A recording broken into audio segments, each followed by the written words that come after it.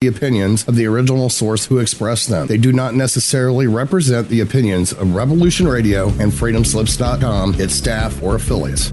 You're listening to Revolution Radio, freedomslips.com, 100% listener-supported radio, and now we return you to your host.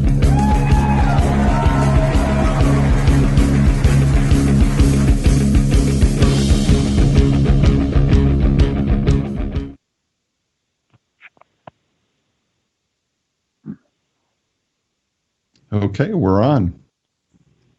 Are you with us? David? This is Diamond from the Oppenheimer Ranch Project. Are we on live, Scott? We are on live. Yep. Okay, I apologize, guys, for the delay. This is another episode of The Inconvenient Truth, prepping for the Grand Solar Minimum. I was waiting for the bumper just like last week, so we're going to have to try to fix that. Now, we've been trying to get Piers Corbyn on the show for 2 weeks, and hopefully he is on the line. Piers, are you there? I am. I'm here. Excellent. Well, let me get a little, for those of you listening, now Piers has been in the climate denier circles on the other side of the pond, like I have, and he's described as a man of revolutionary zeal. And if you've seen any of his recent YouTubes or any of the interviews he does, he is quite animated. Now, it's funny, if you do some research on the interwebs, you may find some skeptical science blogs saying that he's a so-called expert. But I can assure you, Piers Corbyn has been predicting the weather like nobody's business because he uses a solar model. Similar to the Farmer's Almanac, they've been using the sun for hundreds of years, and farmers have sworn by it. Now, paleoclimatologists and solar physicists and Piers Corbyn, and now you have a background in physics and astrophysics, which I would say qualifies you as an expert. Yeah, you've been nailing forecasts just like the rest of us, and it's simply because we're using data sets that are real, and we're using historical evidence, and we're using the sun. Now, Piers, welcome to the show. Yeah, welcome. It's great to be here. Thank you for arranging it. Yeah. Now, have you seen any of our Oppenheimer Ranch Project shows on YouTube? Yeah, just a bit, and I appreciate what you're doing. I think the important thing to say is, yes, we do have a solar model. In fact, it's a solar lunar model, which uses aspects of the moon as well as the sun. So although it's, you mentioned the almanac, it's a lot more detailed than the almanac, and we do the USA and Europe and Britain and Ireland as well. Yeah, now we'll get to your prediction methods. Sure. Is it still called the solar weather technique? Well, we call it solar lunar action technique now because we understood more about how to involve the moon. Excellent. Now, are you aware of the work of David Dilley? I think I've heard of him, but not. I haven't followed the details. No. He is extensively into climate change models with forcing mechanisms based on the moon. So he's really into lunar cycles. Oh, yes. No. But we know a bit about those, but we find we have to add the sun in as well. But the moon does have quite a history of rules of various lunar cycles, which I would say work overall reasonably well, but they do need to include the sun to get more accuracy. Yeah, no, so it's 3 a.m. there. You're usually in bed now? Yes, that's right. Well, I set the alarm and got up again. So. Well, we appreciate that. Now, let's start at the beginning. I'd like to get to the lunar cycles towards the second hour because I live right near Chimney Rock, and the archaeoastronomy here shows that the Hopis were closely following the lunar cycles. Okay. And it must have been for farming because that was how they kept their civilization alive. Now, how did you get into weather forecasting? I did some bio research. It says you started predicting weather at the age of 5. Well, I didn't do predicting weather at the age of 5, but I was interested in it. and I made what was supposed to be a dew pond when I was, about that sort of age. I dug a hole in the ground and waited for it to fill up with dew from cold weather in the mornings, but it didn't actually do that. But that was the idea. Okay, so then you got your Bachelor of Science in Physics back in 1968. That's right, yes. I got BSc Physics, Imperial College, and then went on to do solid state physics and astrophysics. So Queen Mary College, you got your master's in astrophysics in 81. That's right, yes. Imperial was the undergraduate. I did some research in Imperial in solid state physics. I then went to Queen Mary to do the astrophysics later on. Now, after my master's research, I got into activism, and I got into some housing rights issues. And I see here in your bio that you were also involved in squatters' rights. Now, how did that come about? Right. Well, I was living in a rented accommodation with my one of my brothers, and we got evicted because we took the landlord to court to reduce the rent, but we didn't have furnished tenancy security in those days, so we got evicted. And then he suggested let's squat, so we did, and that was quite a revolution, really. Yeah, how did it pan out? Well, we found during the squatting we needed to campaign to prevent the council, Greater London Association, the Greater London Council evicting us, and we organised a big campaign, which I thought would just last a couple of years or so, but as it was, I got involved in squatting for a long time, 10 years, and we succeeded in making the Greater London Council rehouse us all 300 people in a street in 1975. And I've carried on squatting and housing activity since then, as well as doing physics, astrophysics, and long-range weather forecasting. And that brings us to Weather Action. That's right, yeah. And that is, in fact, your website that you have developed. Weatheraction.com. Yeah, weatheraction.com. If you're listening, pull it up right now and start perusing it. It is extensive. It's a weather forecasting blog, and there is so much information. You literally need to spend some time here. Mm-hmm. Now, you send out custom forecasts to people for a fee, and that's now spread all over the globe. You provide those globally? We provide detail for Britain and Ireland, Europe, and America, and these are map forecasts with about 8 weather periods every month. So each weather period lasts a few days and describes the general situation in words with pressure maps. We also sometimes have comments about general things around the world and tropical storms and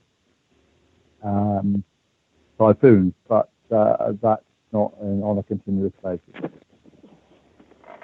Now, you and I were both able to forecast the first tropical storm to hit in the Gulf Coast about a month ago. And what did you use as your techniques to predict that, in fact, 10 days in advance? We predicted it about 14 days in advance. Well done. Well, what I was doing was doing a look-back system whereby we can identify, using our rules, when the Sun-Earth magnetic forcing factors sometime in the past would have been the same, or as what they will be sometime in the future. So, now this could have been 100 or so years ago, but we nevertheless used those weather maps from over 100 years ago, usually, to guide what we're going to say about the weather in the future. And this will be down to the detail of a few days. So everything that's happened in the past will happen again in some shape or form, or more to the point, everything that happens in the future will be similar to something that's happened in the past. We have to modify the past, though, according to whether or not we think there's going to be extra solar activity enhancing the severity of events. Now, we would agree with you. I mean, we use historical data, and I think that is the most important thing. And simply because my background is paleoclimatology, and I worked on cyclicity. So I see cycles repeating at all types of geologic timescales. You know, we have the AMO and PDO. Those are 60-year decadal scales. And then we have the lunar scales, which are decadal, and then the solar cycles, which are decadal. And then we have the bond cycle and these 1,000-year grand minimas, and on and on. There's so many layers. It is you absolutely have to use the past to forecast the future. You do, yeah. Because even if we had super complicated computer programs, the complexity of starting from the surface of the sun to, how that affects the solar wind, that's the rush of particles from the sun to the earth, and then its interaction with the upper atmosphere, the magnetosphere of the earth, and so forth, and then a circulation system on the earth. That is hugely complex. The interesting thing is, though, that even though it's very complex, that the similar forcing factors into that huge system get similar results out in terms of weather patterns across the world, and including down to details of certainly smaller than a country. I mean, just parts of countries or a few hundred miles across, we can predict these things coming back. Now, when did Weather Action get started? Can you give us a little history? Yeah, I think it got underway in about, I was trying out lots of ideas in long-range forecasting. And, I'd given them up. I was doing them in 1980 to about 1983, and I gave up because although I had some ideas, they weren't consistently working. Then in Britain, there was a big miners' strike, a strike of coal miners in 1984. And friends of mine who were actively defending the rights of coal miners, along with me, said, well, what's the weather going to do in the winter of 84, 85? Will it be cold? Because, if it's going to be cold, it will help the miners, right? And I said, well, I don't know. And they said, yeah, but you were forecasting these things. I said, yeah, but I've given it up because I couldn't get it to work. They said, well, go back and do it again and see if you can give us a forecast. And they probably wanted me just to say it was going to be cold, but, I looked into it and went back again. And I did conclude that actually it was going to be a very cold winter, 1984, 85. So I told them that, and the National Union of Mine Workers were told it. And it was true. It did happen. It was really very helpful for them. And then, because of that success, I thought, well, better stick with this and just take it further. And that was 84, 85. So by 1989, I had a working system. And in 1990, started selling forecasts commercially to, first of all, to clothing retail companies, so that they could get their heads around the summer, what sort of clothing they'd want and so forth. Yeah, so 84, 85, that is the drop down in the solar minimum of cycle 21. And historically, it had been cold in England at that time. So you nailed it, simply looking at the sun. Yeah, that's right. Yeah, then you knew it was going to warm up by 1990. So that's why clothing manufacturers loved you. That's right, yes. Yeah. No, it was really quite, but it's interesting that I probably wouldn't be here talking now, but for the miners' strike of 84, 85. So what do you, let's talk about the eddy minimum, the coming grand minimum, and the one we're descending into. We're at the bottom of cycle 24. What are your thoughts about cycle 25? Well, we think that's going to be a very weak cycle. And, well, there's quite a lot of people saying this also, so we're sort of in company. Well, according and I to think the they're mainstream, independent company. Yeah. according to the mainstream and NASA, they're predicting a 30% at least decrease from cycle 24. Right. Well, that is quite a lot, because cycle 24 itself is cold. Their way of predicting is based on a sort of just looking back at the trends in the last few years. And the Russians, I've got Russian friends who are doing their Solar Dynamo. They also say that although it's not, they don't have a high level of accuracy, they say, but they do think it looks like Solar Cycle 25 will be very weak.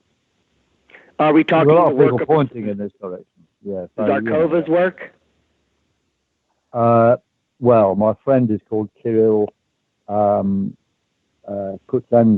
but yes, he works with a team. Yeah.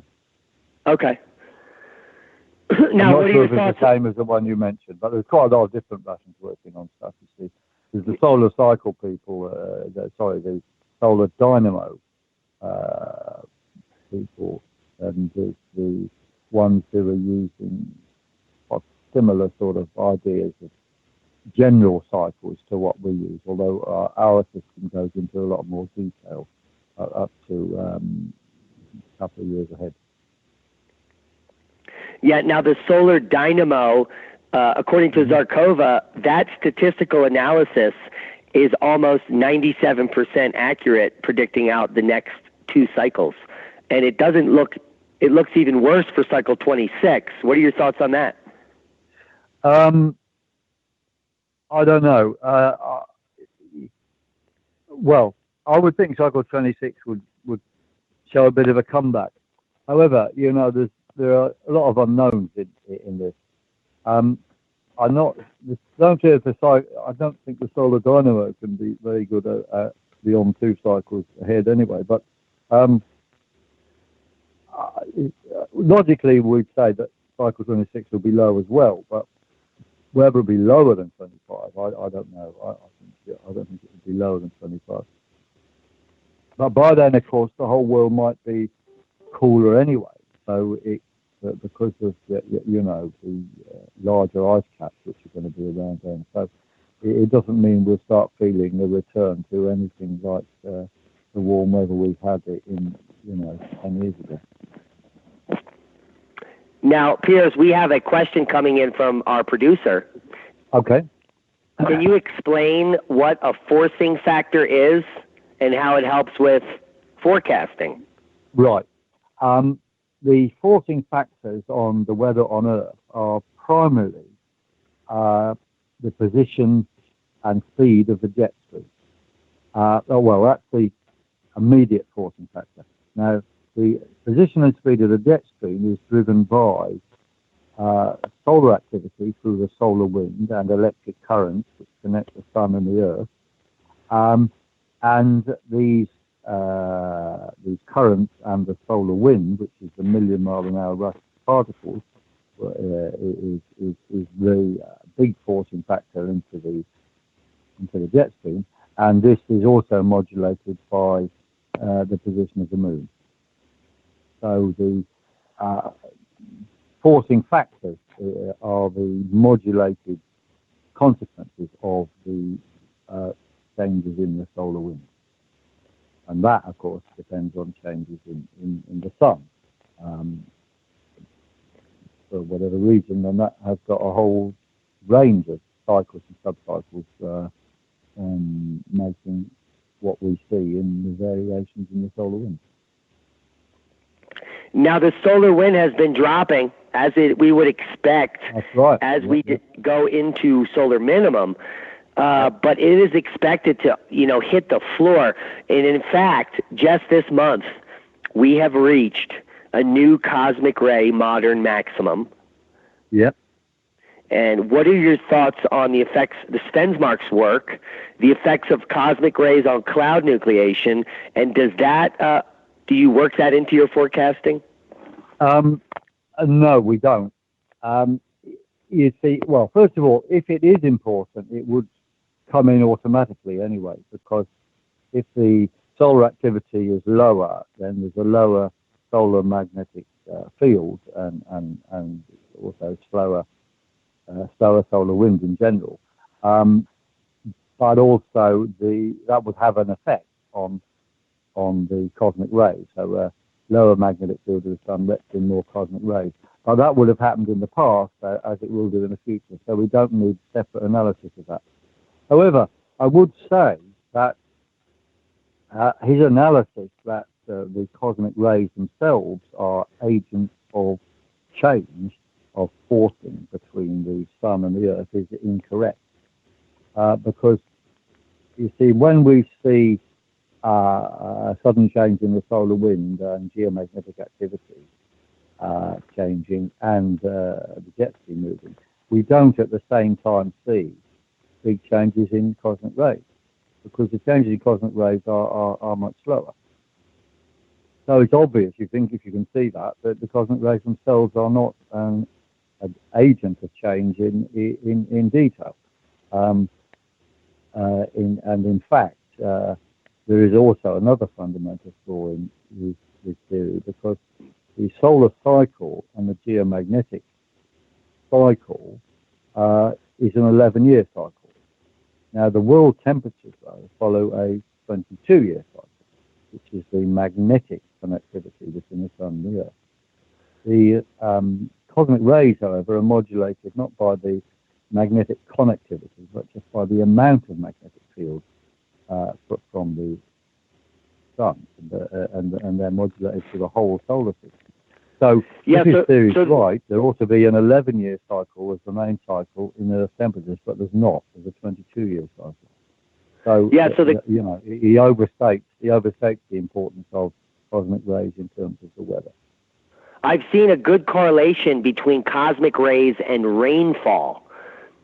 So I've seen an 11-year rainfall cycle, which is being forced potentially by the cosmic rays, but as you stated, the temperature does not follow the 11-year cycle. It in fact follows the magnetic modulation, the full magnetic pole switch of the sun, one full 360-degree rotation cycle.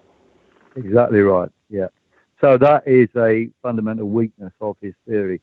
I mean, I think a lot of people have theories, and they always want their theory to describe everything. Now, I've been through this in a number of occasions, and don't believe that we've got the answer to everything, and we're always working on it. And I think the problem with the sense mark theory is, of course, there's people around who want to boost it as the answer, the solar cycle answer, the solar driving answer, in order to undermine it, because then they say, oh, look, it doesn't work, for the reasons you just said. I mean, the actual facts show it doesn't work. So therefore they say, well, it must be something else. And a bit like the argument, if it's not a dog, it must be a cat. So they say, oh, well, if it's not the sun, it must be CO2 then. So off they go again, you see. So they'll talk about his thing till the cows come home. Now, I think it's also important to understand that in terms of particle energies coming from the sun and cosmic rays, the total energy of cosmic rays on average is only 1/300th of the total energy of the flux of particles coming from the sun. So, whatever you do, it's going to be a bit of a problem in that there isn't actually enough influence from cosmic rays. I mean, even allowing for the fact they have very high energy and get, knocked down to lower energies and diffused before they interact, but nevertheless, total energy of them is just too low. So really, when him and others have been at meetings, I said, well, okay, but actually, guys, you're 99.7% wrong, which they don't like to hear that. But, I mean, to be fair, his work is tremendous, and it's got implications for dust, dust in modulation of cosmic rays and so forth throughout the galaxy. Yeah, and I believe that in doing real science, deniers like us should be working together and corroborating different techniques and refining our theories to be better weather predictors. Well, absolutely, yeah. Refine them, and where there's things are wrong, they're wrong. I mean, like in CERN, the Center for European research in, well, actually it's world research in high energy physics. They were doing some stuff on particles and cloud formation. But it's not new what they were doing. They were sort of rediscovering the wheel, because in the 50s and 60s, the what's called the cloud chamber way of measuring particles was used to detect particles going through, chambers of cloud. And this is what the central theory is about. And they did work in CERN to show what sort of energies would help do what sort of cloud formation, which is all interesting stuff, but it's not, its relevance to the weather forecasting has been vastly overstated. Yeah, now the CERN experiment was called the cloud experiment. Yeah, that's right. That's right. Yeah. Now let's talk about your hack up coverage in UK. When did they start attacking you? And certain corners of the media, they embrace you because I've seen some great interviews that you do over there. So can you give us a synopsis of how life is over in the UK for you? Well, yeah, I told you. Well, in the 90s and around 99 to 2000, we set up we were successful, got a lot of good coverage, and set up a company called Weather Action on the stock exchange, and we delisted later on for various reasons, and the company carried on, and I'm still here. So Weather Action was on the stock market. We were, yeah, we were. Oh, yeah, wow. You can look that up. Which was great, I mean, we were too small really to be. We should have had a bigger investment thing there, but the whole history of stuff there. But we didn't get much attacks until the man-made climate change theory started getting more and more powerful, and I went to meetings saying, well, look, guys, I don't think there's any evidence for this. And I was quite surprised how quickly a lot of these, the coal companies even switched over to say they believed it because they thought they'd be safer following the crowd. And in fact, you see, they were into a game along with the oil companies, and especially oil companies who have been able to put up oil prices on the back of saving the planet, as they call it. So, you see, while they've sort of given up on 2% of the world's energy supply, which is now used in alternative media, so-called, they were able to put up the prices on 98% of energy. So it's a no-brainer, a complete no-brainer. That's what they do. And if you look at when Donald Trump decided to leave the Paris Accord, then his cabinet agreed, but there was one person who did not agree, and that was Rex Tillerson. And Rex Tillerson was the former chief executive of ExxonMobil. So he knows where the oil companies' bread is buttered. And if you look at their website, BP, Shell, any of them, they say, look, yeah, we believe in man-made climate change, but only so long as there's a uniform price for carbon across the board, which means a farmer has to be paid a premium for his food to be burnt, to burn maize rather than sell it to eat. And the same premium is collected by the oil company. So they know where their money is, and it's not following the truth. So, Piers, how are things today with the media? Well, it's interesting because there's quite a fair range of the media that they do support us. They say, look, it's great stuff, and Mr. Corbyn says this and that. And they usually just report it straight. They don't stick in stuff about our views on climate change.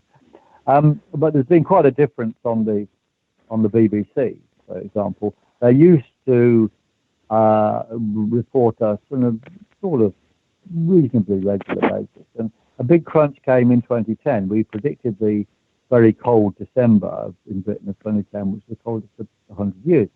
And they phoned me one day and said, oh, will I come on the breakfast show in the morning? And I said, oh, yeah, okay. Anyway, they said there was going to be a taxi was going to come in the morning, and I'll be phoned back to get the details. Well, no one phoned me back, so I phoned them and said, well, what's going on? And they said, oh, well, blah, blah, blah. Afraid, Mr. Corbyn, we got someone else. And I said, who's that then? And they didn't want to tell me. And then they said it was the government's chief scientific advisor. And I said, well, he knows FA. And, well, didn't welcome my remark. But you see, that was the situation. So they didn't have me on because they knew I was going to be talking about what causes it, namely solar activity, which runs contrary to them promoting the man-made climate change story. So I don't appear on BBC television except on very rare occasions. At one occasion only. So would you say mostly the right wing is supporting you in the UK currently? Well, you could call them right wing. I mean, I think the main divisions in politics in the world now are not really well described by right and left. No. It's true in America. The people who describe themselves as left wing are also the people who want to bomb and destroy countries all over the world, like the Obama and Clinton. They call themselves left wing and they believe in man-made climate change. Okay, and the Republicans don't believe in man-made climate change, generally speaking. I mean, most of them probably don't believe in it just because Clinton does believe in it. But, you know, for whatever reason, they're believers or not believers. And Trump has realised, well, you know, the truth is it's nonsense. And so we will leave the Paris Accords. And he was absolutely right to do that. Whatever else you might think about Donald Trump, you have to say, well, look, you know, he's right on the button there. Well, yeah, there's no way that even if everyone stuck to the Paris Accord, lots of statistical and scientific analysis came out that even if every country stuck exactly to the mandates, that it wouldn't even change global temperature. And if it did, it would be 0.01 C. Well, that's right. Yeah, that is their own figures. Their own calculations show that. Now, so it just shows it's complete insanity. Now, if you probe more closely into the United Nations and the European Union, who's one of the main promoters of this thing, mind you, Germany doesn't follow its own rules, but nevertheless, you know, they talk about this stuff. And if you probe them, they say, oh, no, it's not really about climate change. It's about collecting money. So basically, it's a scheme to rob America and pay various people around the world with American dollars. But again, it doesn't even go to benefit people who they say they're benefiting, because what they're doing is spending huge amounts of money on stupid projects like wind farms and inefficient solar cells. You know, small amounts of these type of trials are fine, but to try and impose them on people, which is basically trebling electricity prices across the world, is completely ridiculous.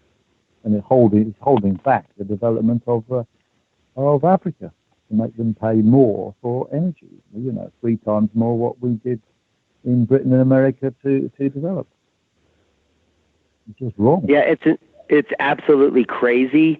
And some of these alternative energies, what we're finding out, even wind turbines and the rare earth elements, and the way that they're getting the solar panels and the solar cells. Absolutely toxic waste piles the size of Mount Everest as a result. Oh yeah, absolutely. I mean, there's lakes of poisonous material in China, which they're doing their best to keep away from people. But you know, there's lakes of the stuff which comes from all the work needed to make these things. It's just completely mad, but it's all driven by a profit motive and, of course, a social control motive, because the ideology behind this can enable people to be controlled better, because they're told to do all sorts of things in the name of saving the planet. And in fact, you know, the European Union uses this a lot, and people in Britain who believe in remaining in the European Union are generally speaking people who believe in man-made climate change and think that the European Union is going to help save the planet. Well, you know, if they bother to look into it, they'd find that Germany doesn't even follow their own rules. They want everyone else to follow the rules, but they themselves are building more coal-fired power stations because, well, they need it. Germany's getting colder. So, are you aware of the work by Armstrong Economics? Thinking, probably, yes. You better enlighten me, though, what they do, what they say. They are a historical economics firm that uses historical data back into the 1300s of grain and commodity prices. Oh, right. Yeah. They make long-term predictions, and they're predicting the next decade or so, starting next year, to be a part of the grand solar minimum grain spikes, like we're seeing in 1800, 1850, 1785, etc. Now, are you aware? You're in UK. I was reporting on the carrot crisis. What are you hearing over there? Well, that's right. These cycles do work to an extent. I mean, there was some work done in the about 2000 or so, which showed that although these cycles looked okay, there were times when they just stopped being okay. I mean, like all these things, they were overused, you see, and then got devalued. But I think if you go back to the long enough records, I think, they are workable and usable, and I'm impressed by what's going on. However, of course, these days we are a bit more in control of world food production, in the sense that you can ship food around the world for crises.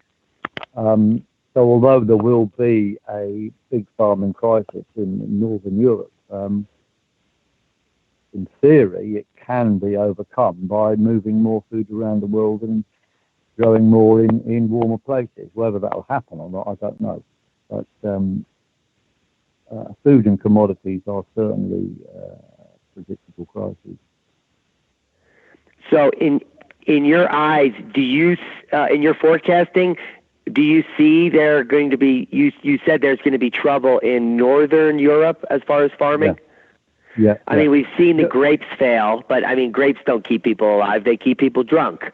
But the carrot crisis, now carrots are a little bit more of a food staple with vitamins and minerals that we need. Not everybody eats carrots, but still, it's not just the carrots. Some of the grains are withering in the fields. So do you see do you see any of the price hikes happening in Europe now? Yeah, there will be. Well, we've seen rather specific things. We've got on our website, if you go to some of those presentations, and I recently gave one at the Electric Universe conference, which was in Britain this year rather than America. We've got a list of likely effects of the mini ice age we are now entering, or we have entered. It's getting deeper.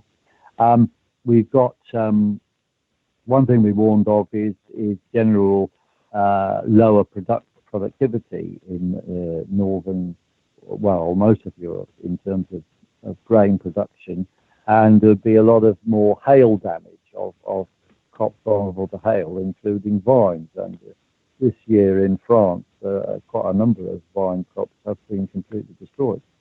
So what we're saying is already coming through, and the farmers who've been growing wine instead of other things because they believe they could make money, we warned them at the time that this was madness. They're now realising it is madness. And I think the effect is going to be, during the last mini ice age, what happened was quite a lot of Germans left Germany and moved into Spain. And generally speaking, in Spain, there will be probably an increase in agricultural productivity because of the Gulf Stream during the periods of solar minima drifts south. In fact, the Gulf Stream is in two prongs, one which goes up to Norway and one which goes to Spain. And most of the time, the Norway section is stronger. But during the mini ice ages, it gets much weaker. And the southern section into Spain, towards Spain and Gibraltar, gets stronger. And that brings more rain down there. So you get more rain in Portugal, Spain, and Morocco. And snow in North Africa. And snow in North Africa.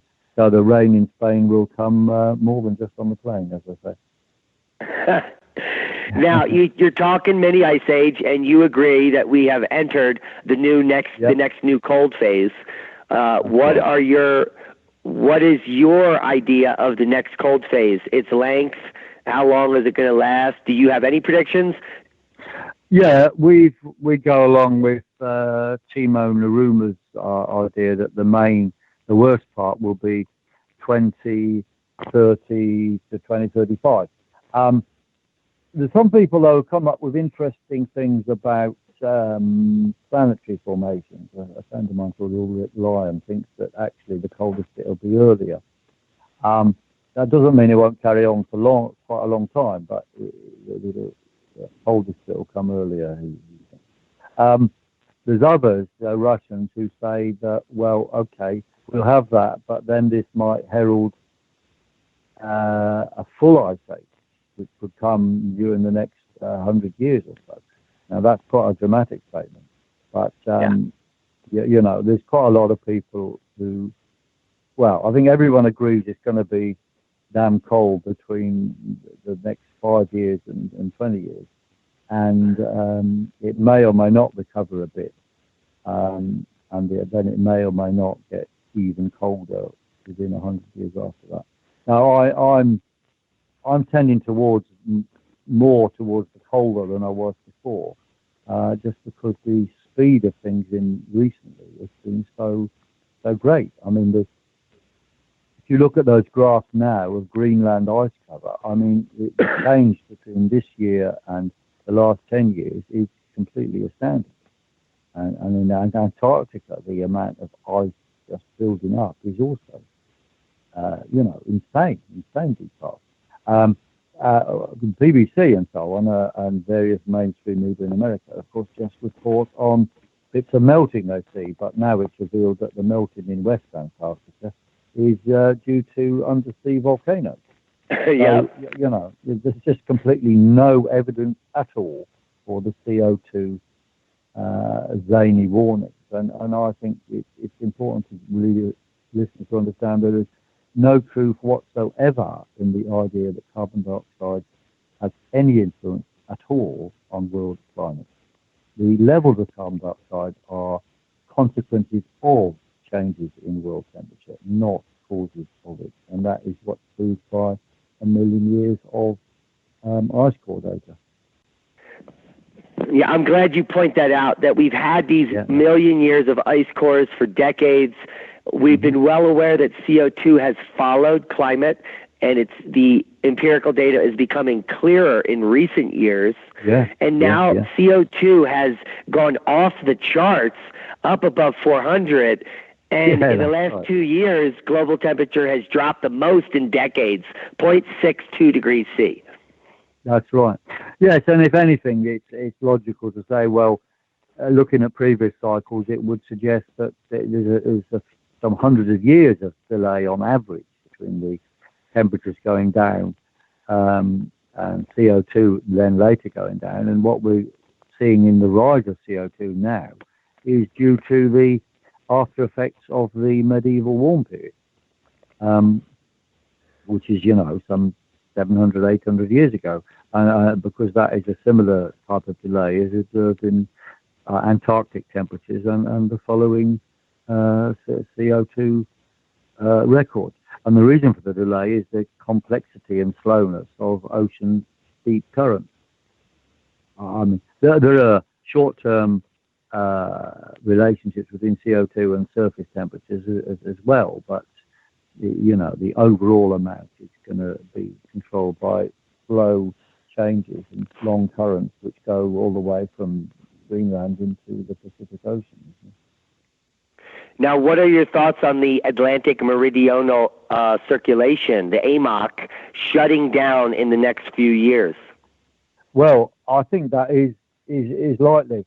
I mean, I think there's a lot of complexity in the sea stuff which might not be obvious. The main thing in a mini ice age is that the jet stream will tend to be, well, very big waves in it, but it'll tend to have more warmer sections over oceans and colder over the continent.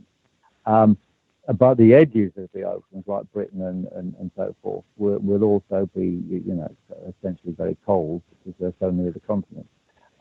There could be warmer parts. However, the general driving of warmer waters into the polar regions will be shut down. Yes, I mean that is the key thing. So I don't think people should think that the whole of the oceans is going to be uniformly cold. There will be colder, but there's going to be some quite warm parts in places as well, which is quite interesting. Yeah, we even showed with the historical map, temperature anomaly map the other night, that even though you would expect warming globally everywhere since the end of the mini ice age, there are actual places offshore of Antarctica that have gotten colder since the mini ice age. Yeah. So not everything warms and not everything gets cold. No, that's right. The important thing about the mini ice age is that, first of all, it's going to wild jet stream, so big temperature contrasts all over the world in timing and in position. Secondly, the main cold blasts are over continents. And thirdly, the polar regions will get bigger ice caps, and the feedbacks from that will enhance the general coldness, because when there's large ice cover, the reflectivity is bigger, so the total energy from the sun into the earth goes down. And bits of the sea near continents will be very cold in winters. Like last winter we had a lot of ice formation on the shorelines, and you have this in parts of America, obviously. But these are quite significant, and during the last mini ice age there were ice flows knocking around Northern Ireland, for example, as well as on the coast of Europe, in the Low Countries, Holland and so forth. So Piers, can you confirm the fact that what you just said earlier is that you believe it will be the coldest in 2030 to 2035? That's right, although some are saying it might be earlier. So I would say 2030, 2035 or earlier, Okay. Not maybe just a longer thing, like 2025 to 35. So it could be, that means that would put this minimum more into the Maunder type as opposed to the Dalton type. The Maunder type being 1645 to 1715 or so, and the Dalton minimum more like 1790 to 1820 or so during the Napoleonic Wars. That was pretty cold then. So it's it looks like I would be moving towards a longer, colder view of it all, which is more of a food crisis. According to the total solar irradiance, where we're entering now in this solar minimum, which according to our channel and our research, we think is going to be in minimum 2024 until at least mid 2020 before we start to even see a cycle 25. Some people on the far end of the spectrum are predicting no cycle 25 and a continuous spotless period for a very long time, similar to the Maunder. But right now, where we are as far as TSI and cosmic rays, it brings us almost back to the Dalton right now. But by next year, we will be at the Dalton levels. Yeah. No, I think that's true. That's the way observations are pointing now. I wouldn't go along with a no cycle 25. You see, during the Maunder, I think there was very weak cycles. It wasn't actually no cycles. I think the sun will carry on doing things. I don't think the solar cycle ever goes completely off. But, that's an interesting thing to watch. And the use of TSI as a measure, well, it's fine as a kind of approximate thing, but I think there's dangers of using TSI because it's called total solar irradiance. So it mixes up radiation, ultraviolet, infrared, everything with particles. Now, they do have different effects.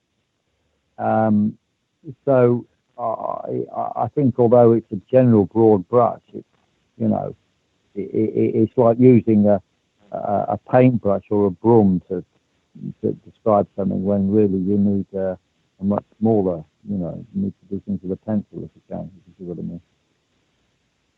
Yeah, it can be overused. That's a problem. It's a good point that TSI is all the particles. That's right. Speaking about particles, let's talk about UVA and UVB and UVC. Okay. Are you looking at that over in the UK? And it is increasing worldwide. One of the explanations could be the waning magnetosphere, as well as our cooling sun. What are your thoughts on the UVA, UVBC increase, and is it a problem for farming? I don't think it's a problem for farming. It could be a problem for people getting sunburn on occasion when you have those hot blasts in the summer. And what is causing it? Well, I'm not sure. The weakening magnetosphere is interesting because this wasn't such a factor during the Maunder minimum and so forth. The Earth's magnetic field is in slow decline. That is true, which means extra cooling, because when the Earth's magnetosphere is weaker, the Earth catches, if you like, less particles from the sun. Although, you see, we now understand a bit better that the catching of particles isn't the only thing. I mean, there are electric currents linking the sun and the Earth, which are also a factor. And it's not clear these are going down or up. Well, I think they're going down as well, but then the waning magnetosphere probably doesn't affect that, whereas the waning magnetosphere does reduce the actual flux of particles hitting the Earth directly. Hope that makes sense. Yeah, well, it's increasing the flux. The waning magnetosphere increases the flux. That's right. The waning magnetosphere increases the flux. Of ultraviolet. So that is a sort of another way, an opposite factor. Yeah, that's right. But let's talking about fluxes. Let's talk about cosmic ray flux. Yeah. Now there are many papers coming out about cosmic ray flux heating siliceous-rich magmas in the subsurface, and what they do is they excite the muons, which do the heating, and they have some correlation with low solar activity, high cosmic ray flux, and volcanic activity. Now, you assert that earthquakes can be triggered by solar activity. Do you also think that volcanoes can be? Yes, I do. But you see, we've got some confusions in these correlations, because when you've got low solar activity, cosmic rays will go up. So there's always an opposite correlation between solar activity and cosmic rays. So whatever the solar activity is doing to the jet stream and to the Earth's crust through the magnetic links, then that's the thing that will happen. At the same time, some opposite factors are going to be apparent with cosmic rays. So it doesn't mean the cosmic rays are doing anything. It's a bit like saying, well, if you look at trees, you notice every time there's a gale, the trees are moving. Well, if you didn't know anything, you might think that trees are causing the wind. But we know trees are not causing the wind. Are you sure? Well, I have come to think of that. I'm not sure, because you'd have to check every tree and see if it started blowing before you got blew by the wind and so forth. But well, I am sure, actually, yes. Yeah, me too. So, but anyway, in terms of what is happening between the sun's activity and earthquakes, if you look at the details, and as a statistical fact, you have declines of solar activity starting and general cooling, and then you get, after the start of this, an increase in big earthquakes and an increase in volcanoes. And the soot from the volcanoes can also shield the sun from the Earth. with the Earth and the Sun. So that will then cause coolers. But the hold on. Piers, we're at a commercial. We're going to come back with Piers Corbyn, and we're going to be discussing the future of Europe, the future of agriculture, the future of forecasting, and stay tuned. We might even tell your future.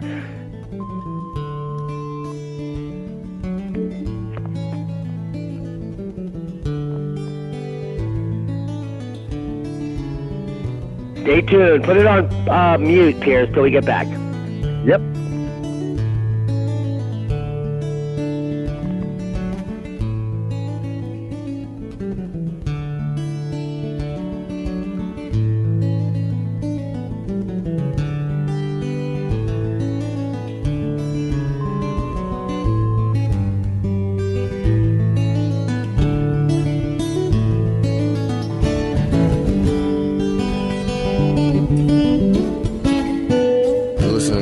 Radio at freedomslips.com, and we'll be right back after this message.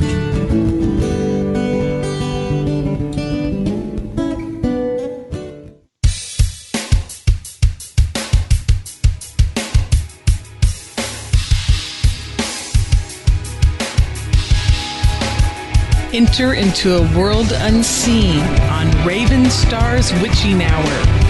You will encounter eclectic topics from the realm of spirit brought into our matrix of truth. With your host, the Solaris Blue Raven. Solaris will bring you an array of unique guests covering topics from ghostly spirits to amazing anomalies, covert technology, UFOs, and shadowy global events. And that's right here, Revolution Radio, freedomslips.com, Saturdays, midnight till 2 a.m. Eastern Time. Revolution Radio, where information never sleeps. Let the magic rise.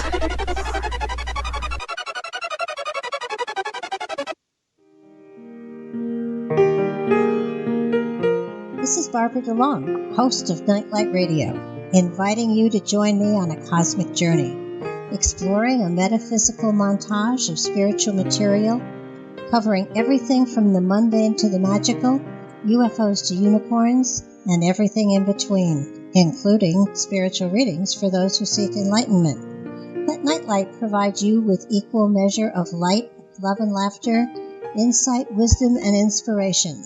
Monday nights, 10 to 12 p.m. Eastern, right here on Studio B, Revolution Radio at freedomslips.com.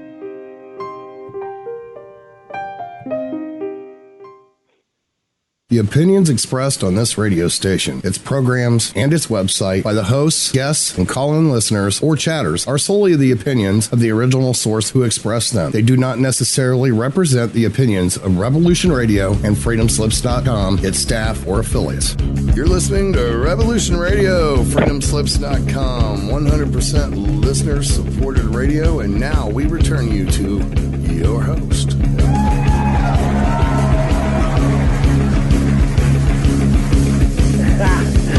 Welcome back. This is Diamond from the Oppenheimer Ranch Project in the second half of the Inconvenient Truth, prepping for the Grand Solar Minimum. With us tonight is our esteemed guest, Piers Corbyn, one of the top weather forecasters in Europe, because he uses the sun and facts, as well as historical data and natural climate cycles, including the moon.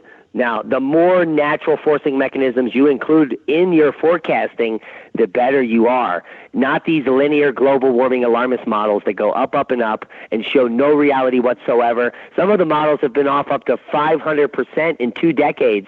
And if you go, it's amazing. If you go look at Piers's record and you go look on Wikipedia, they complain about 3 instances when Piers was wrong back in 98, 2000, and so 3 times in 3 decades you were wrong, and they're on your case.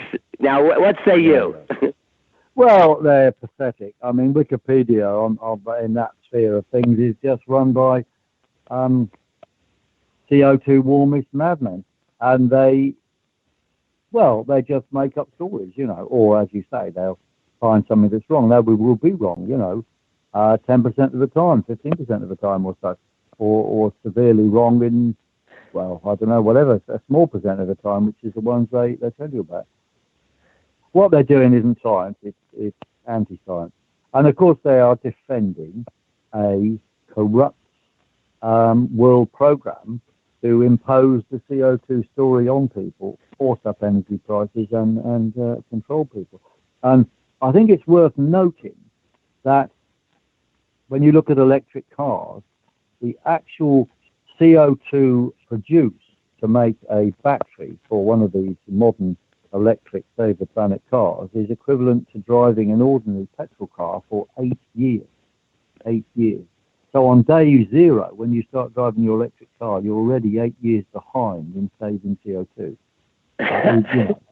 It's a complete madness. And a similar type of thing for wind farms. I mean, the production of all that steel and concrete and the cement, for heaven's sake, to make the concrete is very high CO2 production. So again, that is just an insane scheme.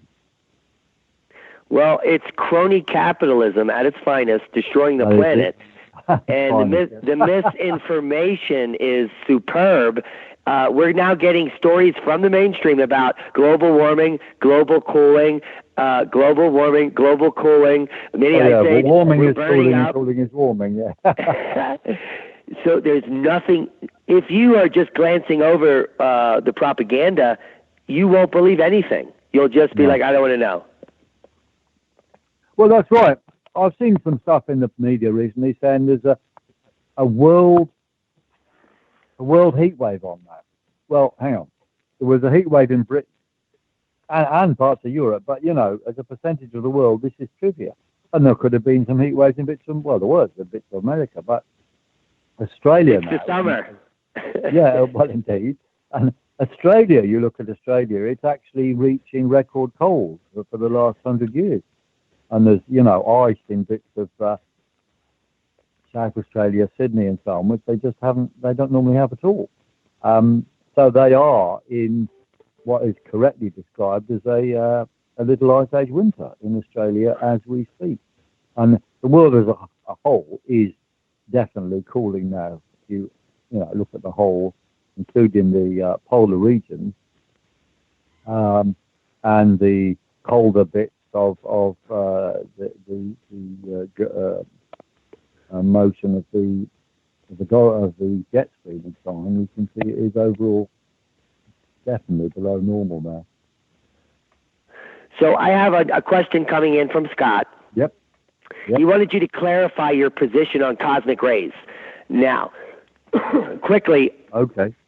What we have seen here on the show that we're reporting on as time progresses, as we've now reached the new cosmic ray maximum, is that the periodicity of 100-year flooding events is about every week somewhere on the globe. And in some areas, these 100-year flooding events are happening yearly. So it is we're purporting that the cosmic rays are nucleating more clouds globally, which, like you said, add to the albedo effect. Clouds at a certain level of the atmosphere reflect the sun's rays, but at the same time, they cause more rain. And if you get the jet stream more radical, like you suggest, higher up and going higher to the Arctic and closer down to the equator, you're going to get bigger temperature extremes and more insane storms, atmospheric compression type events, and also the ability to recycle larger hail in these types of storms. That's right. It is. But you said that the cosmic rays. So the problem that Scott has it's a sideshow. That's what we would say. The cosmic rays are a sideshow, and the main driver is the wild changes in the jet stream and the bigger temperature contrasts, which are excellent for ferocious storms and heavier rainfall events. And the cosmic rays are a sideshow. I mean, they're happening together, yes, but they're not the cause. That's what we would say. I mean, there will be a small cause, that is true, from the cosmic rays, but as I pointed out, the total energy flux changes in cosmic rays is small compared with the already existing flux of particles from the sun. Now, what happens, Piers, if in a decade. Global temperature is down 1 degree. People are starving in certain continents. Yep. How is the narrative going to change? How are they going to do that? Well, very interesting. There will be some of the warmists who will say, oh, yes, all our policies have worked. And we've been controlling the weather too much, and now it's got too cold. So it's a win-win. So you should thank Tony Blair and all those liars and theyieves for saving the planet. That's what they'll say. Well, not saving the planet. 90 trillion. They say they've gone too far. I think, though, within the scientific community, there will be an increasing recognition by the people who are currently collecting money that actually they are fraudulent. And anyway, the money was going to start to dry up, because I noticed, for example, in Ontario, they just cancelled loads of shoveling of money to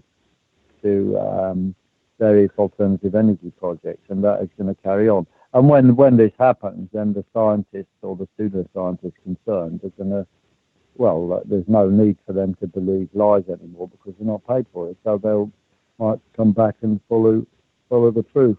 So, in 10 years' time, I think we'll find that there will be a definite drop in the claims from anybody with a scientific background. Now, that won't stop the mainstream media just carrying on with a completely false narrative, but there will be also more. The mainstream media will be less of one voice, I would say. Now, we've got some interesting things going on around the world. Anyway, in Porto in September, Porto in Portugal, there's going to be a conference of climate realists as well as sort of more standard climate scientists involved in trying to make the CO2 theory work. Some of them are realizing, of course, the CO2 theory doesn't work, but they're still trying to make it work. So they're going to be along at the conference, which I think is a big step forward, because, I've known a number of people who used to be CO2 believers and they now are not. And once they realize they've been conned, they do become very effective, proper analysts of reality. Yeah, we've had many scientists on the show, like Jennifer Mora-Hassie was just on. Yeah. And the clarity in their thought process, and it's clear that the science they're doing is good and sound. We're doing the same science, and it's people like us that are now coming out of the woodwork, because we were really silenced 10 years ago. Yeah, that's right.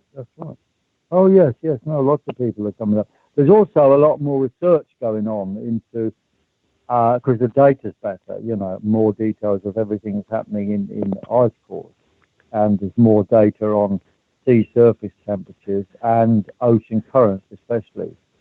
If you come on my Twitter feed, which is at Piers_Corbyn, you can find that by weatheraction.com anyway. But if you go on our Twitter feed, we often put on correlations between, say, the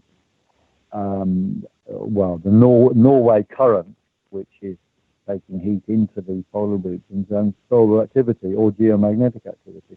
And there are definite correlations. The geomagnetic activity goes down and the Norway current on average gets weaker. So, that's one part of the mechanism whereby the polar regions are getting colder now. So we had heavy snows in the Baltics, record snows in the Alps.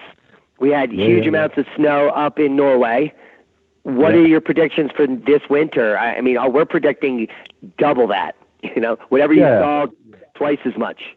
Well, we haven't put figures on it yet, but as a first estimate, I would say that's quite a fair thing to say. The completely diabolical amounts of snow have been seen in different parts of the world last winter. So, it ain't going to get, if it gets better, it would be trivially better, and it's much more likely to get worse. Yeah, we'll be deep in the minimum this winter, and it may last till next winter. Yeah. So we'll have, as we've seen this winter in this winter and spring and summer in Europe, we had a very short spring. So we basically switched from winter straight into summer, right? And that happened at the start of June. And then we had this heat wave. So interestingly, that although the farmers' stuff where they were always jumping up and down about it being late, when the crop did come, they shot up very quickly. Now they've got into a problem of drought, but by luck, largely, they were able to have a very short growing season and do some harvesting in a short time. But, you know, it ain't going to be as good as that every year. I mean, it's going to be that the burst of heat in the early summer might not occur at all. It might not happen till late summer, in which case, you know, their growing season is severely curtailed, and they'll be trying to harvest when there's nothing growing, you know, and that is going to be the case. And the further north you go, the more acute this will be. So, you know, northern USA is going to find a big reduction in crop production. Yeah, we talked about, I believe it was the summer of 1787. Right. It was extremely hot, and it followed an extremely cold winter. All of a sudden, it got hot, and the crops were doing well. And then there was a drought, and then in the middle of this drought, when they were just days away from losing everything, a hailstorm made it an exclamation point, and that led to the riots, and then Marie Antoinette saying, "Let them eat cake," which is a similar setup that we're having right now. That may be next year. Well, of course, because we had all that hail in France this year. There'll be more next year. No, I mean the revolution, the weather drivers of revolutions around the world are you know, coming to be reckoned with, and they haven't gone away just because of better food transport, because there's always going to be people who are going to be cornering the market anyway to make a profit out of it. So yeah, you know, and whatever the United Nations says, there's usually someone else putting the spoke in to make money out of all crises, or robbing the UN of money it's trying to put into solving crises. So I'm sorry, I'm being a bit cynical about the world governance there, but you know, it's an issue of accountability, which applies to what we have to make science accountable, and what we say there also applies to politics, which is becoming increasingly manipulated by forces which are not elected. Yeah, so these world governments, the globalists, are the ones that are supporting this narrative. It's not real scientists. The narrative is being supported by they all want a one world system where everything is whitewashed and the control mechanism is very high. Yeah, that's right. Well, it's controlled by George Soros and the super rich to make super profits and deindustrialize North America, Northern Europe, and move production of heavy industry to India or whatever, where the wages are lower. So it makes super exploitation profits for the biggest corporations in Wall Street, but the average population in America and Europe lose out, and the only ones winning is going to be Wall Street and Germany, although they've got problems too now. Right. So we're on the cusp of a financial collapse. Fiat money can't last much longer based on historical information. And now I wonder, why do you place so much hope in our delivery system? If crops start to fail, increase failing, they're already starting to fail, but if they increase rapidly, why would any country send anyone anything? They would want to hold all their food. That is true. That is completely true. They would want to hold on to their food. Although set against that, the actual productivity of agriculture in America and Southern Europe is much higher than it was 100 years ago. So there is a possibility for surplus, even in the face of crisis. But I say a possibility because, you know, it doesn't mean it won't. It will get spread out, because the other thing is hoarding can carry on. Those who are producing the wheat and have got extra might very well keep it in grain mountains and so forth, in order to exploit those who don't have. So there could easily be, you know, trade trade conflicts, trade wars, and so forth, which will be as a consequence of the wild jet stream and mini ice ages. And the bad thing about the globalists, the Wall Street globalist studies, is that they're pointing the world in the wrong direction. But maybe that's their intention. I mean, it could be. I mean, there's intelligent people on Wall Street that must know that the New York Times and the Washington Post talk lies daily on the issues of climate, but they don't do anything about it. They want that, and they want people to be pointed in the wrong direction so that they can be exploited even more when the time comes, which is soon. Now, you're a astrophysicist. That's right, yeah. So I don't do politics, no. So let's talk about the sun, and we're long overdue for a Carrington event. And with our waning magnetosphere, Piers, if we get a Carrington-type event in 5 years from now, when our magnetosphere is maybe 10% more reduced, it's going to fry the grid, and we're headed back to the Stone Age. Why aren't federal governments doing anything to harden the grid? Good point. I mean, they might be doing something. I don't know, but you make a very fair point if we do have a Carrington event. Now, that's a big event on the sun for people who don't know. And you know, Carrington discovered this and sort of started measuring from that because that excited him in his interest in the sun. I'm not sure if they're that predictable to say we're going to have, well, all right, there's one due, if you like. But we're overdue. Yeah, well overdue. But there will be more Carrington events. Yes, that's true. And will they happen in these solar minimum times? Well, possibly they will. You know, a sudden switching going on the sun. Yes, I think that's a fair point to say. Well, that you know, within the mini ice age, there could be extreme catastrophes, which will mean a lot worse than a kind of general background of badness, but short periods of extreme badness.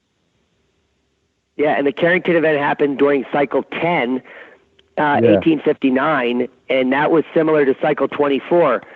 It was a small amplitude. Yes, fair point. Many of the weather records we've been breaking go back to 1859. So it's a very interesting correlation between weather events, solar activity, and a potential Carrington event, which may fry the grid. Our grid is definitely not ready for that. And when we're talking Carrington event, most of our viewers know this is an X flare of epic proportion. We recently had an X8 or 9, which we're talking something 10 times to 100 times bigger. Yeah, no, that's amazing stuff. One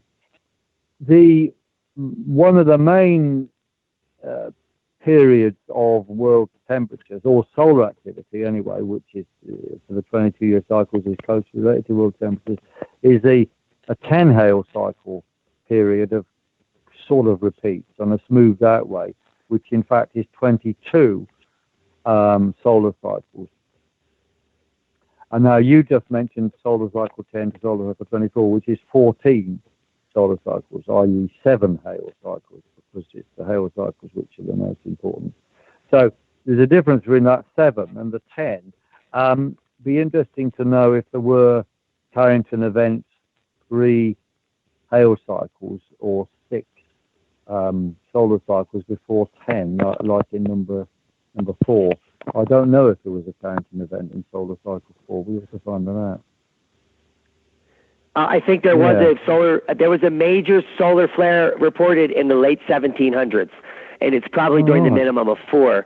I got to look into that too. And the hail cycle you're talking about is HALE, if you guys want to Google it. Oh, yes, HALE. Yeah, not to be confused with stuff that drops from the hail sky. that falls on your head. Indeed. So let's get back into the sun again, and the 22-year magnetic reversal cycle. If you don't know and you're just learning about the sun, guys, a solar cycle is only half of the magnetic pole flip, where the north goes south, the south goes north.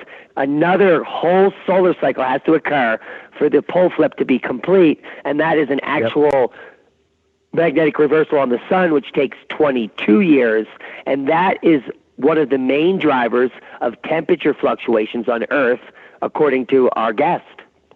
Yep, that is correct, and that is borne out by analysis of world temperature data and all weather things. There's also related things. We have a beat, if you like, between the 22-year cycle of the sun and the crossings of the Earth's orbit, that is the famous ecliptic, by the moon. And you do the 9-year periodicity of crossings, or 18.6 years crossings in the same direction. But the beats between the repeat pattern between that and the 22-year cycle is approximately 60 years. And if you look on world data of basically all world weather data, there is a 60 or 59-year beat cycle in it. You can see it easily in the Pacific, in the Pacific surface temperatures. Sure, yeah. Yes, it shows very well in Pacific surface temperatures and in American surface temperatures, which is obviously America is largely driven by Pacific surface temperatures. Yeah, the Pacific heat. They go together anyway. Sure. Now, there's some recent work coming out of Suspicious Observer Ben Davidson's work over at QuakeWatch.net, and the correlations they've met are pretty consistent with John Casey's work and his relational cycle. Now, but we're going to talk about the 22-year magnetic pole reversal of the sun and the solar cycle itself. And it's at these magnetic flexure points, the one we're coming up to here in 2020 at the minimum, when we come into cycle 25, it's the flexure point where major earthquakes magnitude 9 occur. And historically, this is on every of these flexure points. Yep. No, that's true. It's quite interesting to see how all this happens. I mean, we have rough ideas because people think, what are you saying? You're saying that low solar activity means more earthquakes. Surely it should be less and so on. Well, I think what you've got to do is understand, if you've got a bag of sugar and you start tipping it out, and if you just tilt the bag of sugar, then no sugar comes out, and then it comes out in a great dollop, right? Now, if on the other hand you're tipping the bag of sugar slowly and you tap it, then the sugar will come out in a sort of dribbles, it won't come out in a big flop. And by analogy, what's happening in the continental plates, the tectonic plates around the world, is they're trying to move all the time, and they're pressing against each other. And if you get ongoing shocks, small shocks, then they will move and give little earthquakes, volcanoes, and so on. If you don't have shocks like tapping the sugar bag, then you'll get the tectonic plates not moving and periods of quiet earthquakes, i.e. hardly very little earthquakes. And then suddenly, when there's a big tap from the sun, which will happen at some time, then you'll get the tectonic plates moving rapidly, relatively speaking, and you get big earthquakes. And when you have the earthquakes, the normal models of volcanoes is, of course, they're caused by more intense motion of the tectonic plates, and the earthquakes. That gives you then volcanoes, you see, from the extra motion, even in a short period of time. Extra motion within the earthquake. So the big earthquakes then get followed or come at the same time as volcanoes, which are normally quiet. And that's what we're having now. And this is after the low solar activity is taken hold, not before. So the extra smoke coming from the volcanoes then increases the coldness. But it's not the coldness, it's not the volcanoes causing the coldness in the first instance, it's the solar activity decrease causing the coldness. Yeah, but then the volcanoes, if they erupt VEI5 or greater, can cause rapid cooling. That's right, rapid extra cooling. So they add insult to injury. Yeah, they do. That is right. And well, just look at the data. All the biggest volcanoes, all of them, happen during periods of prolonged solar minima, and after the start of generally cool world periods. Yeah, we had tons of volcanoes erupting in 1815 all over the globe. That was at the end of the Dalton minimum. Yeah, and so what we're seeing now is major magma chambers filling with magma beneath dormant volcanoes. Like Krakatoa is now filling with lava, and here is the fear. Now that we know that large earthquakes are going to crack the earth in about a year, it's those magma chambers that may crack underground and then cause major eruptions. That's right. Absolutely. And these things can be starting very deep underground as well. I've seen reports of very deep volcanic activity, which could well be a sign of very deep earthquake activity, which could well be a sign of things to come near the surface. I don't know, but all these things are certainly connected.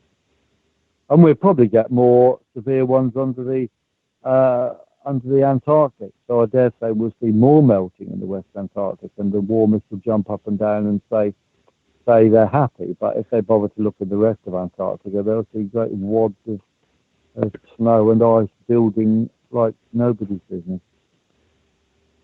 Yeah, Antarctica, since we've been monitoring it, has been building ice. And just a decade ago, it had record levels. And people still believe that, like, we're melting into oblivion. The Arctic has seen a spike in the last 3 years of rapid volume increase, like almost never been seen before. We're rapidly increasing in the Arctic. That is absolutely true. Yeah. I mean, listeners need to, when you hear something on the mainstream media, the first thing you need is disbelief, I would say. And then you have to look a bit further to find out what actually is going on. You see, if you see something in the media, you have to ask yourself, well, okay, there's a piece of news. But the question is really, why am I hearing this piece of news? And then the next question is, well, is it actually news at all? But the reason you're hearing it isn't because there's somebody wanting you to increase your knowledge. It's because they want you to believe some narrative. And then they want you to charge you money for something or tax you or get you to do something which you otherwise would not do. Yeah, this is Scott here. I just had a humorous thought is, when I was a kid, the weather vane that was always up on top of the garage, it had an arrow, and it kind of pointed. And as a kid, you would just naturally think, oh, well, it points to where the wind is going, right? Well, it points to where the wind comes from. And it's kind of the same thing with politics nowadays. I always take whatever is said, and I just flip it around and say, okay, they're saying this, so they mean the opposite. So what are they trying to point you away from? So I just point back to where they're, like you said, follow the money or what have you. Take a look back the other way. Yeah. Think of a wind vane. Yeah. So we have 30 minutes left, Piers. I really want to quick plug all your stuff. Weatheraction.com is Piers's website. His mission statement is long-range forecasting, which you can buy forecasts if you're in UK. Well, I'm in America. You can buy them in America as well. Okay. They're the same price. It comes across in dollars instead. So you can buy a month ahead or longer ahead. And if you buy, say, for 12 months of month ahead forecast, then the price goes down quite a lot. So it's worth buying a package, and then I'll have more money to buy breakfast and so forth. Exactly. We want to keep your research going. And do you have Sorry. Do you have farmers as your number one subscribers, or who's doing it? Yeah, our main subscribers are farmers. We do have commodity. We do have commodity traders and wholesale shops. Like we used to have a lot of clothing shops bought our forecast to know what to stock. And they buy less now because they've got a lot more just-in-time production. So when they want 1,000 T-shirts from somewhere, they phone up somebody in Korea who produces them within a day, whereas in the past they couldn't. However, commodity traders, and energy traders, they definitely need them because, for example, if we say there's going to be an early spring in Norway, then it means that the dams will fill up with water. So there's going to be surplus energy supply. And as soon as that happens, the price of energy in Europe goes down and the price of coal also goes down. So, commodity traders who know this stuff and get the forecasts and then gamble on price futures and sell long, if you like, and buy short and then make a profit from the difference. So that's just one example. Other people buy them for advising on their holidays, where they're going to go and when. And quite a lot of industries are affected in different ways.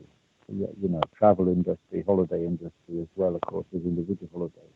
So it's useful for them to know when there's going to be cold spells or warm spells so that people are going to increase their take-up of air traffic and so forth.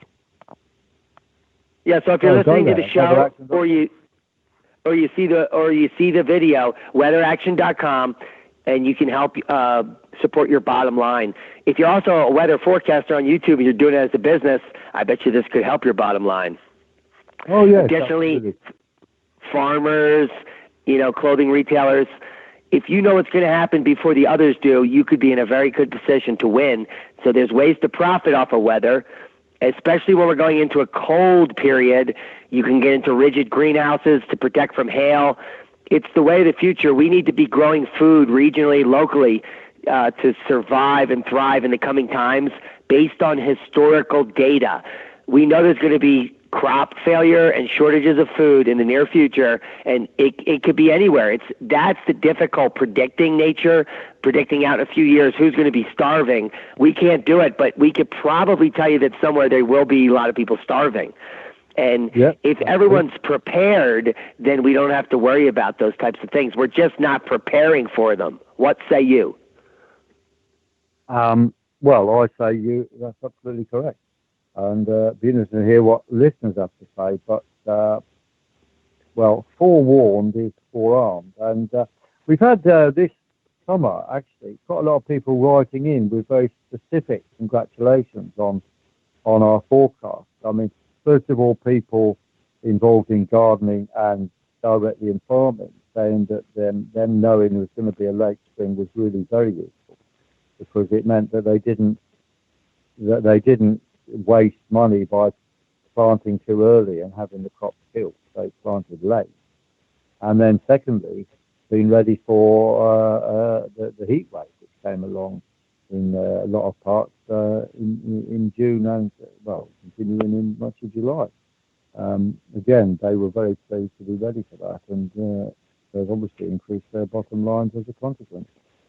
The increase in profit far, far exceeding the cost they had to pay for our forecast. Now, are you an author? Do you have any books? Are you on Twitter? Do you do social media? Yep, I am on Twitter. As I said, I'm on @Piers_Corbyn, and I do a lot of tweeting, mostly on weather, but sometimes on other stuff, or especially related stuff like the politics of climate change and the nonsense that comes out. That's, usually have a poke at that stuff. And I'm on Facebook. Now, Facebook tell me I'm full of friends now and can't have any more because I've got 5,000. But what happens is people drop off and then I'd click on the new one. So, go along there and apply if you want. You can also just look at what we're saying anyway. And our Twitter feed does go onto Facebook, but it doesn't always show all the pictures, so it's best to look at the Twitter feed directly. Piers _Corbyn. Yeah, so guys, if you're listening out there, we're going to have links to all of Piers' website, to his Twitter feed, to his Facebook. We want you to go on and follow him, like and share everything. And if you're poor, you can come to the website. If you're poor and you can't afford to pay for the forecast, there's tidbits on his website for you that you can always glean. Do you have any shockers that you want to forecast out? So we're forecasting a major hurricane. The only one to hit the East Coast is going to be up in New England or Nova Scotia this year.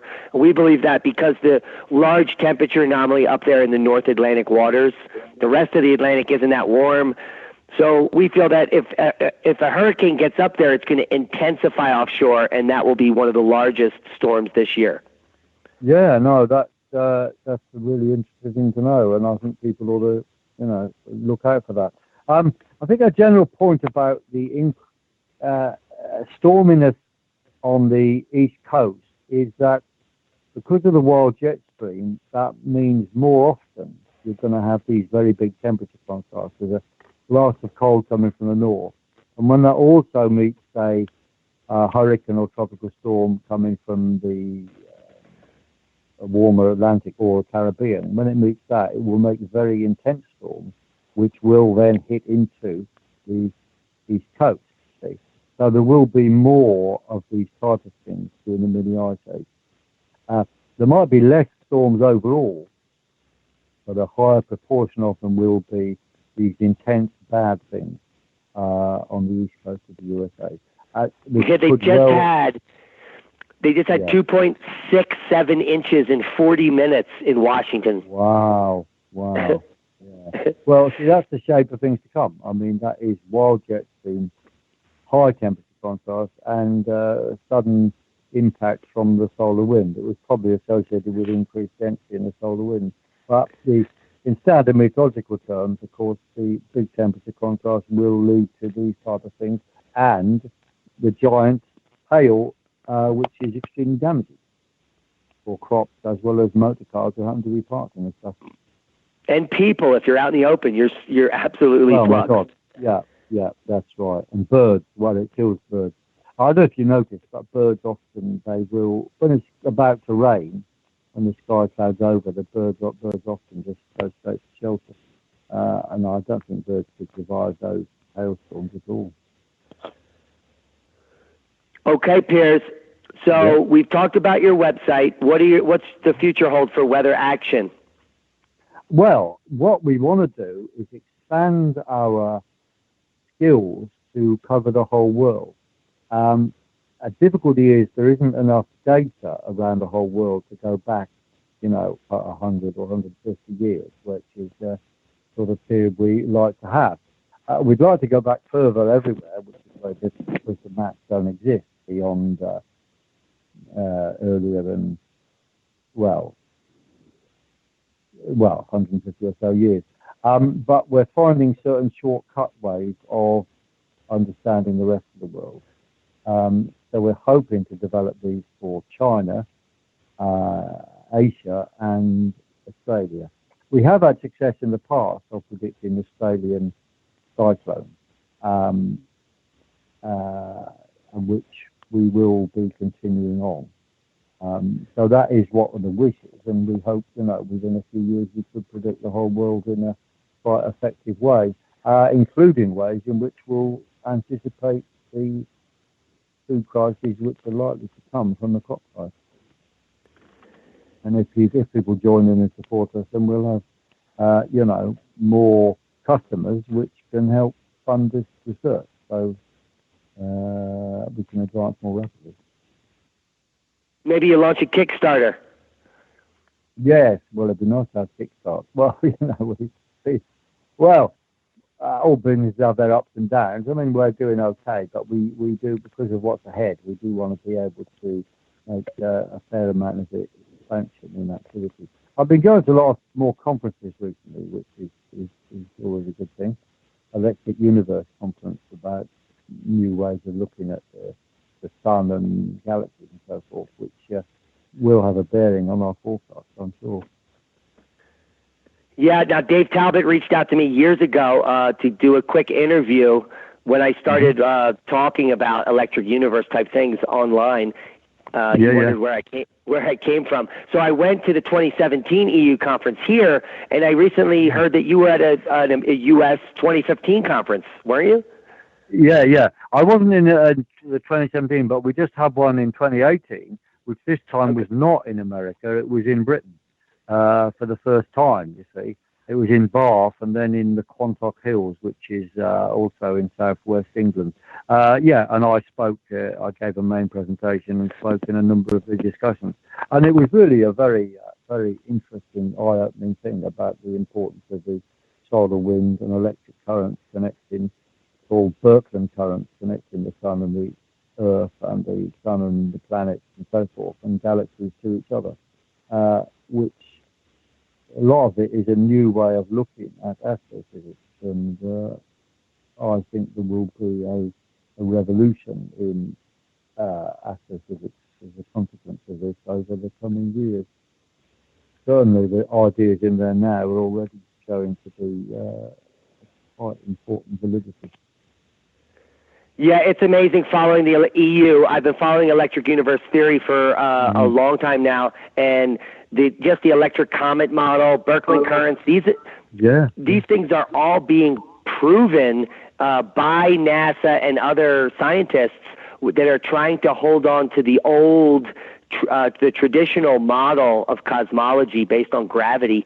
It's turning out that almost all of the predictions in the electric universe world are coming true when we actually go and look. When we got to the edge of our solar system, we found a huge electrical connection that they weren't expecting, but the electric universe model predicted a Birkeland current out there, and we found one. So there is definitely a paradigm shift happening today in the world of cosmology, and it's going to take a long time before we probably are in an electric universe world. But just looking at the prediction of weather and basing it off a sun, we're all talking about electrical and magnetic connections. Oh, definitely. Yeah. I mean, I pointed out, for example, that there is, largely speaking, a direct connection between changes in ocean currents and geomagnetic activity. Well, this has to be some electrical thing about the penetration of magnetic fields into the ocean and causing things to happen that way, which can explain the quite reasonably direct correlation. Whereas something involving air temperatures and wind then affecting the ocean is not going to. It's very unlikely to give such direct connections as are being observed. So, the electrical nature of the Sun-Earth interaction is important, even, right down at the level of the surface of the globe. So you mentioned earlier about the importance of the lunar cycle on weather predicting. Yes, that's right. The main importance appears to be the moon physically interrupting the solar wind and presumably upsetting Birkeland currents in various ways, but certainly upsetting the solar wind when it's in the plane of the ecliptic. So that's when you have what we call the nodal crossing. So when the moon is in the same plane as the solar wind, it will cause disruption and changing patterns and more turbulence, if you like, in the solar wind as it hits the Earth, and that will increase the connectivity in all probability between the Sun and the Earth, which will enable more particles to come in and more magnetic connections probably, and therefore some intensification of weather patterns and more shifting of the jet stream. And you can see actually quite well if you look at past data and you see a sudden change in circulation, and you have a look and you'll find, lo and behold, there was a nodal crossing there. Not all the time, but this does happen very, very often. So out here where I live is Chimney Rock, and the archaeoastronomy associated with it has to do with the inclination of the moon's orbital path and the 18.66-year lunar standstill and harvest moon. which is clear that their architecture was based on a cycle which had to do with agriculture. Does the 18.6-year lunar standstill weave into your forecasting? Well, it does, absolutely, because it's the same as the nodal crossings. It's just that the reason why the nodal crossings happen every 27.2 days, right? Or 14.1 if it's either direction. And that is faster than the moon as you see it looking at the sun, which is 29.5 days. So the reason for that is because the plane at which the moon crosses the orbit of the Earth is going backwards in space, and it rotates a full rotation in 18.6 years. So these are the same thing. It's just you see the 27.2 comes because the moon is crossing the Earth's orbit, twice every revolution. So that's where that shorter time period comes from. But it's based on the origin of it is the 18.6 year retreat of the line of nodes. That's right. So they're one and the same. Okay, so we have a few minutes left. Do you have any closing ideas or arguments, something we didn't talk about that you want to cover, something you need to get out about the future of weather action, or how you see, any ideas on our state of the world, etc.? Okay. Well, I think the key thing to understand about weather is that there will be more and more wild jet stream events, more occasional very extreme types of weather. On average, winters longer and colder, and summers shorter, but nevertheless can easily include some short, very hot bits, and generally speaking, shorter springs and shorter autumns. And this will lead to crop problems. So people being self-reliant in their own gardens will be a good thing, but you're going to have to think about what you grow as well. Like turnips or whatever, it might be easier to grow than wheat, or certainly for farmers that would be the case. So that's the weather stuff. Politically, of course, we have to fight for accountability and truth everywhere, because the actual truth has been hidden by the super corporations' interests and their associated politicians. So you have to look behind every piece of news you see and ask, why am I being told this piece of news? And I'm trying to understand what really is going on. I mean, there will be false stories and false stories, of course. So to judge what is true, you're going to have to look at evidence. And the evidence, of course, is that the CO2 theory has failed completely and should be rejected completely. And I think you have to attack politicians who promote it. You've got to say, look, it is nonsense. You guys have to give it up, because you're pointing the world in the wrong direction. And I think you equally have to be critical of those who say, oh, there is some form of CO2 effect, a sort of lukewarm view, as I call it. I mean, that it's just not true. And once you start saying things like this, then politicians have an open book to say, oh, well, there's a little effect, so let's go on the side of caution, as they say. Well, it isn't caution, it's just theft. But, I mean, half a lie is still a lie. So I think you have to say, look, there is no effect. Let's just get real and follow proper science. And in terms of politics around the world, I think the main division has to be now between those who believe we've got to have accountable politicians who aren't reliant on corrupt deals with big interest groups. And we have to be able to get rid of politicians which are not accountable. And you've got accountable politicians in both the main parties. In America, there's good people in both parties and there's bad people in both parties. Those who respect democracy have to be supported. And it's true if the Republicans are just much better at following, the truth about solar activity in climate. But there are people in the sort of Democrat side who realise that their leaders are talking nonsense. So anyway, on with accountability, I say, in science and politics. Yeah, on with accountability in politics and science. Unfortunately, the depravity in the pay scale, the 1% and the rest of us are being extracted of our wealth by crony capitalism.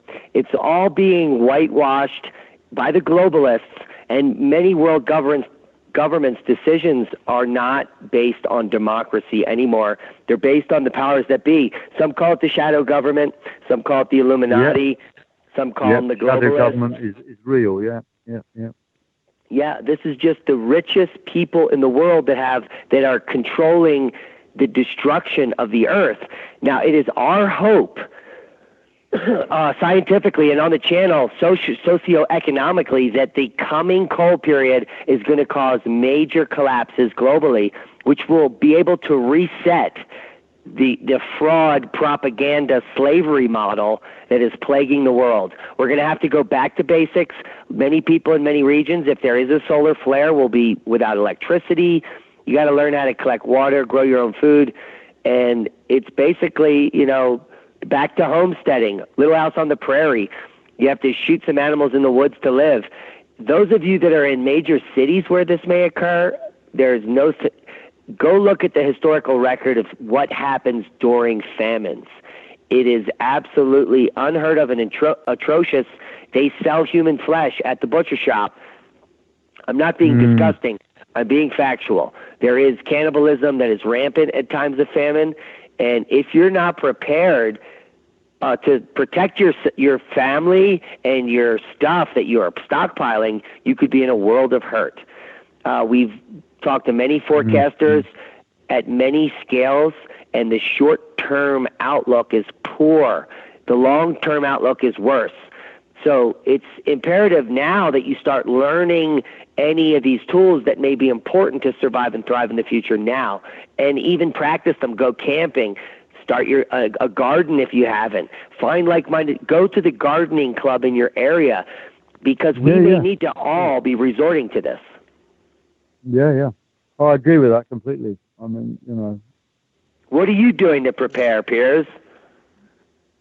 Well, I'm making forecasts, but I don't have access to a garden right now. I used to use, my mother's garden. There are possibilities in London, though. There are more people doing little bits of gardening and bits of land that are around. I think that should be encouraged more. My brother does that quite a lot. He's got his own little allotment, so he doesn't have much time for it, of course. But it's a good principle. Can you see a shift in people coming towards the light and the truth, as far as starting to question the global warming dogma in your area? Are we approaching a tipping point? A tipping point. Well, I think we are. Yes. Last summer, I went to a number, and this spring, I've been to a number of festivals, which traditionally, these countryside things with people from the towns coming along saying they believe in climate change and all that. And I said, well, look, guys, this climate change theory is nonsense. You should carry on supporting true green policies like defending biodiversity and not poisoning the earth with chemicals and so forth. But the CO2 story is a nonsense, and you should oppose it. And I was surprised that people who I thought would have been upset by what I said actually came on board. We had a meeting in Glastonbury, for example, which is a famous place for sort of green thinking in Britain, and they were, we got tremendous support there. And a festival in Merthyr Tydfil in South Wales, which used to be the capital of Wales a long time ago. That again, we've got a lot more support there than I expected. We're going to more festivals this year, and I think it will move in that direction. And some of those festivals, I work with an internet TV setup called Windows on the World. which is worth. There's links on our site, weatheraction.com, for that, and they do radio and TV shows, which is quite effective. So come along to weatheraction.com and get all these links and get our forecast and subscribe. And if you also want to take part in conversation, you can do. We have a blog there which has quite regular input from people reporting on direct weather observations and discussion about what is happening and going to happen. You heard it from the man himself, weatheraction.com. If you want to support Piers and his long-term forecasting, you don't have to give him a donation. Just buy a forecast. That's the way you donate to his work. Absolutely. You know, buy the big forecast. The bigger you give, the more forecasts you get. And you don't get them early because you're creating them as you go. That's what the research is. That's what he needs the money to support his research. Yeah. Times are changing. The tipping point is in. Piers is on the cutting edge. We're reporting on it from this side of the pond, and he's on that side. We're both climate deniers. Unfortunately, neither of us deny climate. We're climate scientists. We know that climate has natural variability.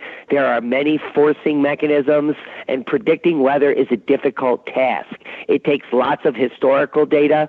It takes all of the cutting-edge science, and it takes an unbiased, undogmated mind. So you need to be uncontrolled by corporations. People like Piers and I, we don't buy into myths. We go check the facts, and the facts don't line up. Yep. They simply don't. Yeah, in fact, climate has been variable since the beginning. Once we pulled the first ice core out of the ground and looked at it under a microscope, we saw the climate cyclicity, the variability that was already predicted, and it was confirmed that the Earth's climate is controlled by a bigger picture. It's not man. The CO2 lie is epic. And unfortunately, people are so brainwashed that they're not even capable of understanding that you can ask Google anything and pretty much get an answer, even though it might be biased. You can absolutely unravel the lies by doing your own homework. How long do you think it would take for a global warming alarmist to believe that climate variability is natural if they really did the research? Well, you're asking me. You could find out in an hour, definitely, just by clicking around and seeing, the actual graphs of actual measurements. And the, well, that would be if they didn't spontaneously combust. They might spontaneously combust. That is true, I don't think they could get to the research. It's too much. No. There's a few, though, who do. I've been to... Sometimes the best people who listen are what I call deep greens, because they're really into defending nature, and then they realise that a lot of these measures are actually upsetting nature, like the wood chip burning in the Drax power station in England is causing as much pollution equivalent to increasing the diesel cars by 25%. Well, that is mad, and it's also destroying forests in America to do it. And this is all in the name of saving the planet. So when some of them realised that, they thought, oh, my God, we're on the wrong side of the game here. Well, thank you, Piers, for joining us. You heard it here first from